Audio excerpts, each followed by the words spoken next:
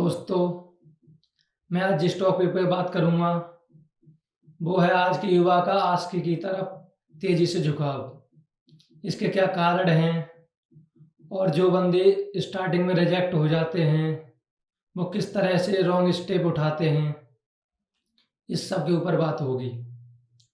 First में बात करूँ कि ये जीएफ बीएफ बनाने का ट्रेंड युवाओं पर कैसे हावी होता जा रहा है। तो इसका एक तो मेन फैक्टर ये है कि सोशल मीडिया। आज के टाइम में सोशल मीडिया पूरी तरह से सैड कंटेंट और न जाने किस किस तरह के कंटेंट से भरी पड़ी है। आध्यात्मिक की चीज़ें उसमें कतई नहीं है। अगर 100% में हम बात करें तो मैक्सिमम 10% कंटेंट जो है कि वो ठीक है कि बंदा उसके माइंड को अच्छे विचार दे। बाकी पूरी तरह से मनोरंजन के नाम पे कुछ भी कंटेंट दिया जा रहा है, जो कि हमारे युवा के माइंड को अपंग बनाता जा रहा है। जैसा हम देखेंगे वो कंटेंट हमारे दिमाग पे कहीं ना कहीं हमारे जीवन में वैसा असर दिखाएगा ही। मैं बात करूं, कई बार आपने देखा होगा कि कई बंदे अरिजीत सिंह के सैड सॉन्ग सुनते सुनते इतने खो जाते हैं कि अगर वो सैड सॉन्ग से जब बाहर आते हैं तब वो देखते हैं कि अपनी तो कोई प्रेम कहानी ही नहीं है, अपना तो कभी कोई ब्रेकअप ही नहीं हुआ।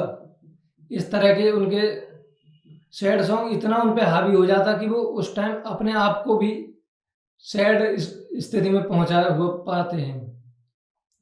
मैं यहाँ बीच में ऐड करना चाहूँगा कि हमें अपने दिनचर्या में अच्छी किताबों को पढ़ना ज़रूर ऐड करना चाहिए।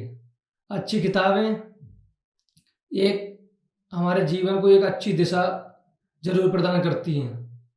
युवाओं में ये जीएफ बीएफ के रिश्ते में आने की एक वजह ये है कि वो अपनी बोरियत कम करना चाहते हैं।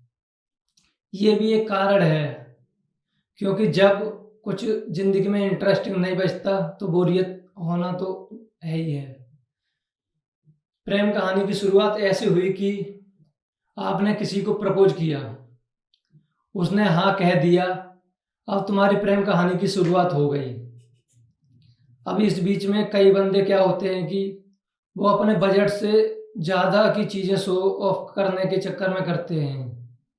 जैसे मैं बात करूं कि अपनी बंदी को इम्प्रेस करने के चक्कर में एक्स्ट्रा शॉपिंग, बड़ी बड़ी जगह जाना, ये सब जब ज़्यादा बजट की चीज़ें करते हैं तो दिखावे की ज़िंदगी बहुत दिन तक सरवाइव कर नहीं पाती है।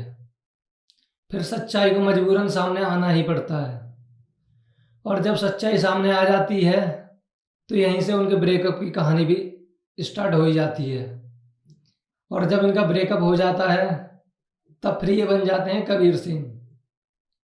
फिर ये ना घर के रहे ना घाट के। दूसरा पक्ष ये हो जाता है कि कई बंदे शुरुआत में रिजेक्ट हो जाते हैं। कुछ बंदे ठीक स्वभाव के होते हैं कि रिजेक्ट होने को वो अपने ईगो पे नहीं पहुंचाते, पर ये चीज़ कई बंदों के ईगो पे पहुंच जाती है। और जो बात किसी ने रिजेक्ट कर दिया, अगर हम उस चीज़ को ईगो के बेस पे देखेंगे तो कई बंदे इसमें कुछ बड़े स्टेप उठाते हैं। जैसे कि क्या नाम है, आपने न्यूज़ में पढ़ा होगा कि तेजाब की घटनाएं, फेस पे तेजाब फेंक देना, हत्याएं कर देना, ये सब इसी के कारण बन जाते हैं। तो मैं कहता हूँ कि ये क्या नाम है, प्यार में आना, रिजेक्ट करना, ये सब इसको ईगो पे पहुंचाने की कतई ज़रूरत नहीं है। मैं एक कहानी से इस बात को प्रूव करूं। एक युवक और एक युवती होते हैं। युवक को युवती से प्यार हो जाता है, पर युवती को युवक से नहीं होता।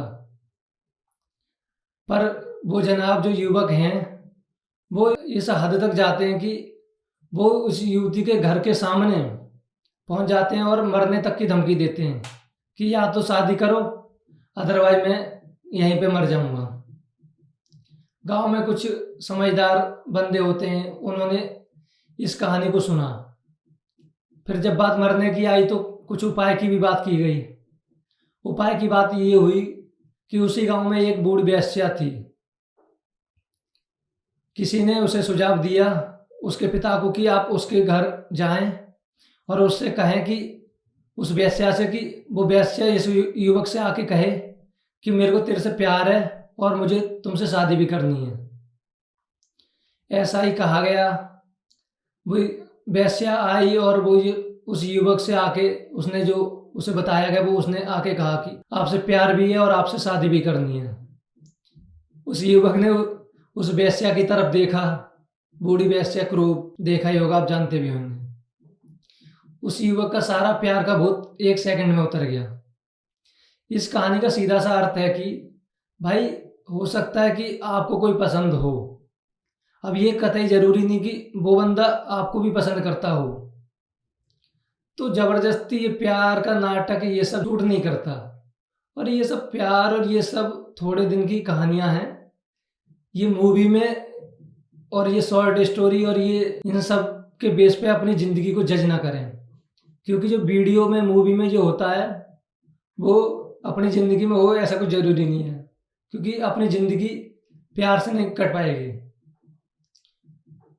और ये भी है कि हर बंदा अपने स्टैंडर्ड के बेस पे ही जाता है, वो अपने स्तर का ही देखेगा। तो ये भी अपने आप को जज करें कि भाई किसी ने रिजेक्ट आपको करा है तो इसका एक रीज़न ये भी हो सकता है कि आप उस बंदे को डिज़र्व ना करते हों।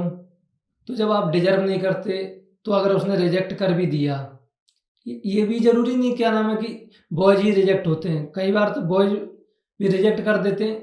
सीधा सा फंडा है कि जो भाई जिस स्तर का है वो अपने स्तर तक की ही चीज़ें देखेगा। अपने स्तर से बड़ी पर जा सकते हो, अपने से नीचे कौन जाता है आज के टाइम में। तो ये हुआ। प्यार करो, मैं ये नहीं कहता कि प्यार बुरा है या अच्छा, इसे मैं कतई जज नहीं करता। पर जो समाज में ज़बरदस्ती और ये सब दिमाग पे इन चीज़ों को हावी कर देना कि यही सब कुछ है, तो ये कतई ठीक नहीं है। और आशिकी, जिए-बीए के रिश्ते सब टेम्परेरी हैं। ये 18-20 की एज में ज़्यादा हावी होते हैं और 24 से 25 की एज तक इनका भूत भी उतर जाता है। उस टाइम हमें समझ आता कि हमारा कैरियर ही सब कुछ है। बिना कैरियर के ना तो हम परिवार को कुछ कर सकते हैं और ना ही अपनी ज़िंदगी को बहुत कुछ बड़ा कर पाएँगे। और एक टाइम पे आके आपको प्यार आपके क्या नाम है खाना नहीं दे सकता।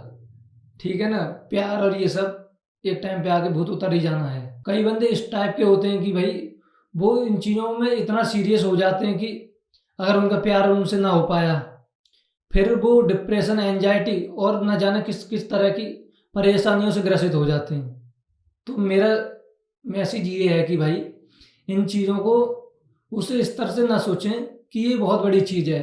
भई आप सक्सेस हैं, आपके पास पैसा है, आपके पास सब कुछ है, तो ये चीज़ पाना बहुत बड़ी बात है नहीं कतई। क्योंकि एक सक्सेस मैन इन चीज़ों पे फ़ोकस नहीं करता और जो बंदे इन चीज़ों पे फ़ोकस कर रहे हैं, वो सक्सेस है ही नहीं।